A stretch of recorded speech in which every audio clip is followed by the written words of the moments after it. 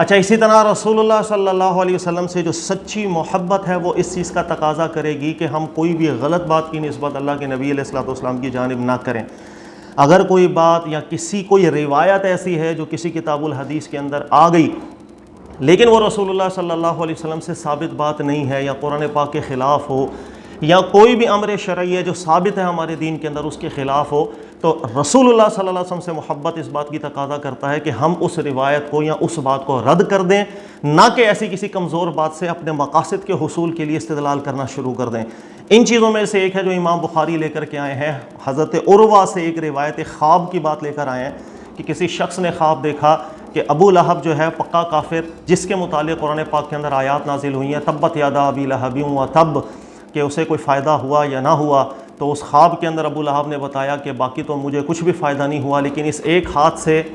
پیر والے دن مجھے کچھ نرمی مل جاتی ہے، اور وہ نرمی اس لیے ملتی ہے کہ اس ہاتھ سے میں نے جب رسول اللہ صلی اللہ علیہ وسلم کی مبارک ولادت ہوئی تھی، یہ خبر مجھے ملی تو میں نے خوشی میں ایک لونڈی کو، ثویبہ نام کی لونڈی کو آزاد کر دیا تھا۔ یہ ایک خواب ہے جس کا ذکر امام بخاری لے کر کے آئے ہیں، لیکن ہوا یہ کہ صراحتاً یہ جو خواب ہے قرآن پاک کے خلاف ہے، صراحتاً یہ جو خواب ہے رسول اللہ صلی اللہ علیہ وسلم کی جانب نہ تو اس کی سنداً کوئی نسبت ہے نہ ہم کر سکتے ہیں۔ یہ واقعہ، یہ جو روایت ہے، یہ اس قابل ہے کہ اس کو بالاتفاقیہ طور پر رد کر دیا جاتا بجائے اس کے کہ ہم اس سے استدلال کریں۔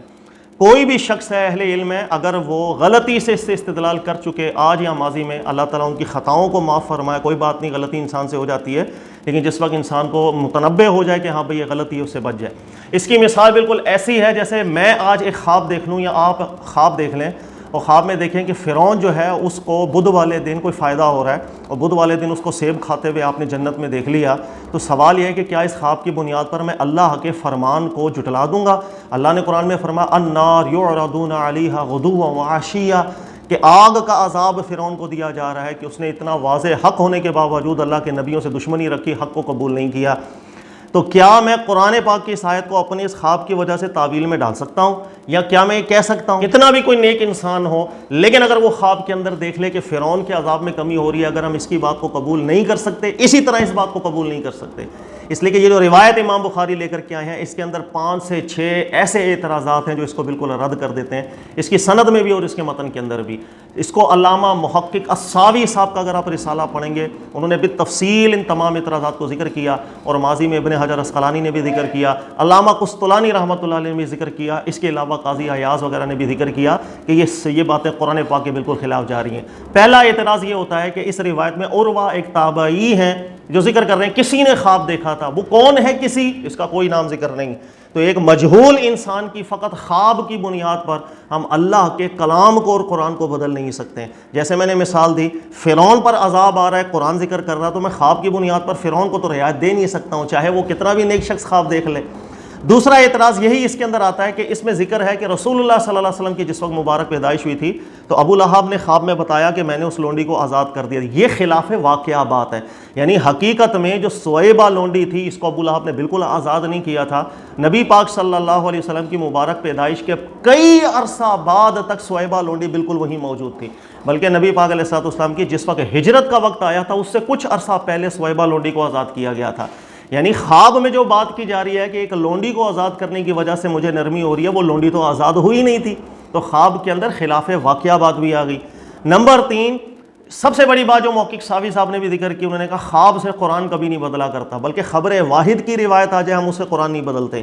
صحیح سند کی بھی بات آ جائے اس سے بھی قرآن ہم نہیں بدلتے۔ یہاں پر تو بات اللہ کے نبی صلی اللہ علیہ وسلم کی ہے ہی نہیں کہ رسول اللہ صلی اللہ علیہ وسلم نے ایسا کوئی خواب دیکھا ہو۔ جب نبی کی بات ہی نہیں ہے، ایک تابعی بیان کر رہے ہیں کہ کسی شخص نے خواب دیکھا، تو اس فقط خواب کی بنیاد پر ہم قرآن کو نہیں بدل سکتے ہیں۔ چھٹا نقطہ انہوں نے ذکر کیا قرآن پاک کیوں بدلتا ہے، دیکھیے گا اللہ نے ارشاد فرمایا تبت یدا ابی لہب وتب، ابو لہب کے دونوں ہاتھ تباہ ہو جائیں۔ اللہ نے جن دونوں ہاتھوں کی تباہی کا ذکر کیا، آپ ایک خواب کی بنیاد پر کہہ رہے ہیں کہ وہ دونوں ہاتھ تو سلامت ہیں، اور سلامت بھی ایسے زبردست قسم کے ہیں کہ ان ہاتھوں سے ان کو نفع ہو رہا ہے۔ تو اللہ تعالیٰ بیان کرے جن ہاتھوں کو میں نے تباہ کر دیا، آپ ان ہاتھوں کی سلامتی کا دعویٰ کریں تو صراحتاً قرآن کے خلاف تو معاملہ ہو ہی جاتا ہے۔ اس کے بعد انہوں نے ذکر کیا، اللہ قرآن میں بارہا ذکر کرتے ہیں لا یخفف عنہم العذاب، کہ کافروں پر عذاب کی تخفیف نہیں ہوتی، وہ کفار جن پر بالکل حجت علل اطلاق تام ہو گئی اور انہوں نے انکار کیا، جہد کیا، ان پر سزا کا جو استحقاق ہے اللہ نے فرمایا ان میں کوئی کمی واقع نہیں ہوگی، اور ہم کسی خواب کی بنیاد پر اس کمی کا دعویٰ کر لیں تو پھر قرآن پاک کے صریح خلاف ہم چلے جاتے ہیں۔ یہ تمام علتیں ہیں جس کو علامہ قاضی عیاض ذکر کر کے گئے، ابن حجر اسقلانی بھی ذکر کر کے گئے ہیں۔ لہذا درست نتیجہ یہی ہے کہ یہ جو روایت امام بخاری لے کر آئے ہیں ناقابل استدلال ہے، ان کو بیان کرنے کی بھی اجازت نہیں ہے۔ اگر ہم کسی بیان کے اندر اس کو ذکر بھی کریں تو بطور رد کے ذکر کرنا چاہیے، نہ کہ بطور متمسک کے۔ ہمارے یہاں بدقسمتی یہ ہوتی ہے کہ ہم اس واقعے سے استدلال پکڑ رہے ہوتے ہیں، یہ چیز درست نہیں ہے۔ ہاں ماضی میں یہ ضرور ہے کہ بہت سے اہل علم آئے ہیں کہ جنہوں نے اپنی کتاب میں اس واقعے سے استناد کیا ہے، کوئی بات نہیں، اللہ تعالیٰ ان کی خطاؤں کو معاف فرمائے۔ انسان سے ہی خطا ہوتی ہے، لیکن جب ہمیں معلوم چل جائے کہ بھئی فلاں جو روایت ہے یہ ناقابل استدلال ہے، تو ماضی میں کسی بھی عالم دین کا اس سے دلیل پکڑنا یا استناد کرنا یا استشہاد کرنا اس کو خطا پر ہی محمول کیا جاتا ہے۔ اللہ ان کو اجر دے، لیکن ہم اس غلطی میں ملوث نہیں ہوں گے۔ اللہ تعالیٰ سمجھنے کی توفیق عطا فرمائے۔ جزاک اللہ خیرہ۔